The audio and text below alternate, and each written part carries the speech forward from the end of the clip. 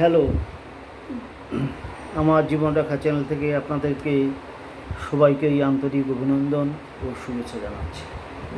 আজকের বিষয়টি হলো আরজিকি হসপিটাল ওই ওয়েস্ট বেঙ্গল, পশ্চিমবঙ্গ। একটা ধর্ষণ হয়েছে। ধর্ষণে কৌশলভাবে রেপ করা হয়েছে। একজনের জন্য একজন নিশ্চয়ই নয়, সঙ্গে আরও অনেক একটা দল রয়েছে মনে হয়। তো এটা নিয়ে সারা দেশ, ভারতবর্ষ প্রচণ্ড উদ্বেগ প্রকাশ করেছে। সত্যি খুব নক্করজনক ঘটনা, হৃদয় বিদারক ঘটনা, দুঃখজনক ঘটনা। এটা বিশেষ করে হসপিটালে,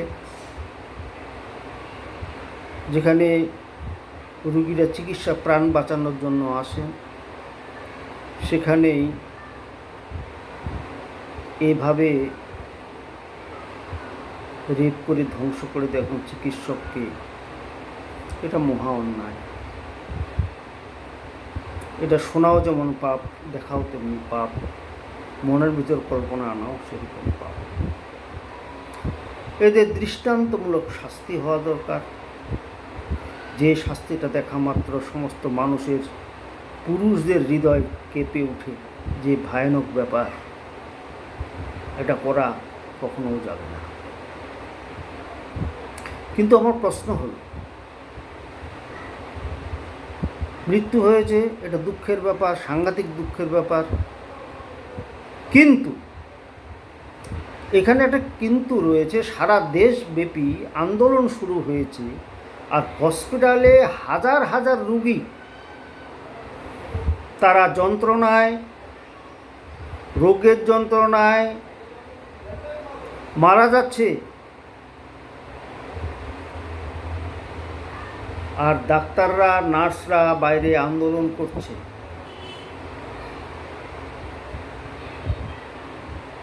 মিডিয়া, সংবাদ মিডিয়া এটা নিয়ে অলংকার চড়িয়ে হসপিটালের কাজগুলো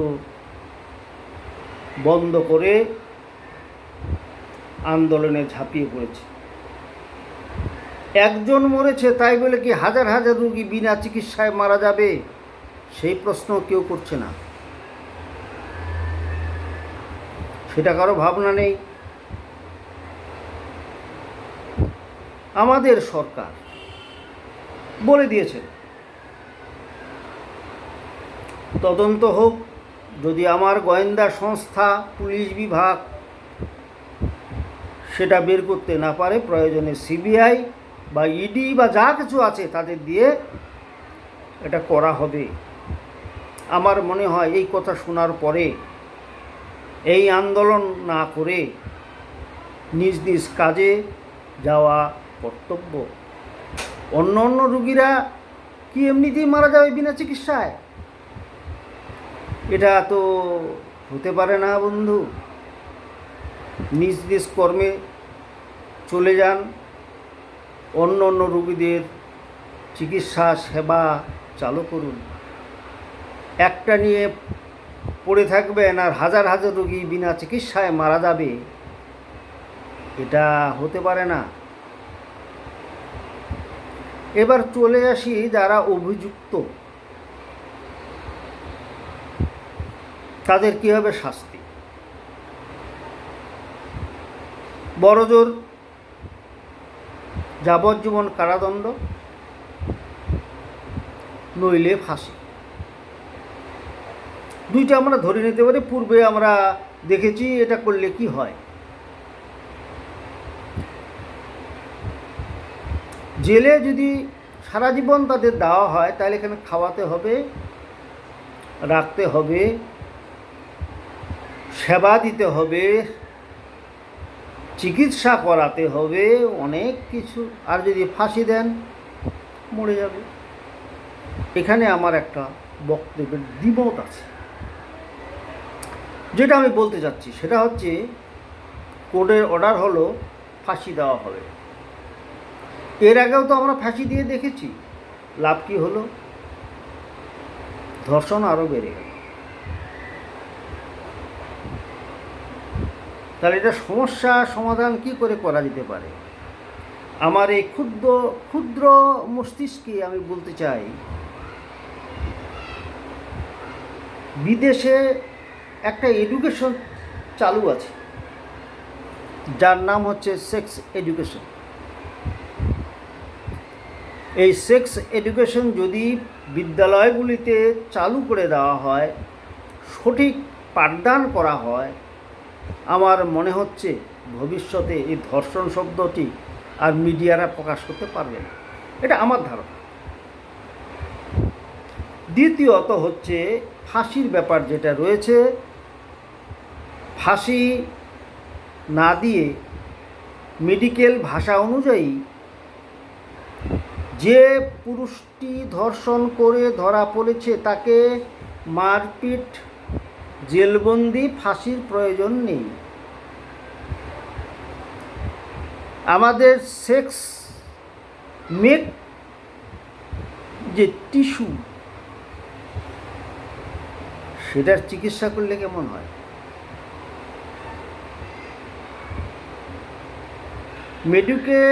মেডিকেল ল্যাঙ্গুয়েজ অনুযায়ী এই কামদেব এর উৎপত্তি হচ্ছে অন্ডকোষ।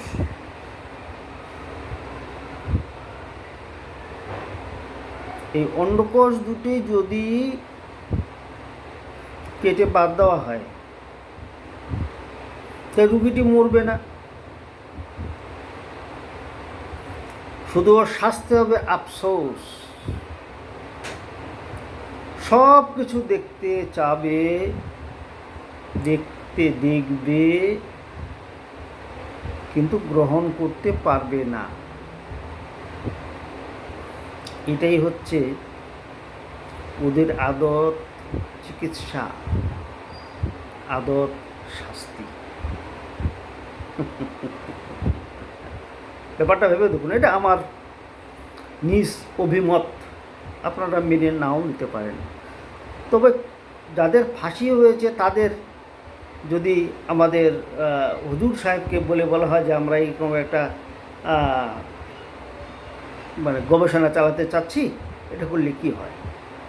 আমি চ্যালেঞ্জ দিয়ে বলতে পারি, যদি অন্ডকোষ যদি কেটে বাদ দিয়ে দেওয়া হয়, তাহলে কোনো দিন ঘুরে এসে মেয়ের দিকে তাকাতে পারবে না, তার কামদেব শেষ হয়ে যাবে। কিন্তু ইচ্ছা থাকবে, ইচ্ছাটা কার্যকরী হবে না। দেখুন না একটা জিনিস, সাধারণভাবে একটা লোকের বয়স 75-এর বেশি যদি হয়ে যায়, তার আর কাম বাসনাটা থাকে না, সেক্স বৃত্তিটা থাকে না। কেন থাকে না? সেই সময় তার অন্ডকোষ কার্য করতে পারে না, তাই সে মনের ইচ্ছা থাকলেও সেটা প্রয়োগ করতে পারে না। এবার এই অন্ডকোষটা যদি আমরা আগেই বা কেটে বাদ দিয়ে দিই, তাহলে কী হবে? সে আর কামদেবে ডাকলেও পাবে না। Cross delete. বন্ধুগণ, আমার বক্তব্য কতদূর ভালো লাগবে জানি না, হঠাৎ করে আমার গলাটা বসে গেছে, তাই কথা হয়তো একটু জড়িয়ে আসছে।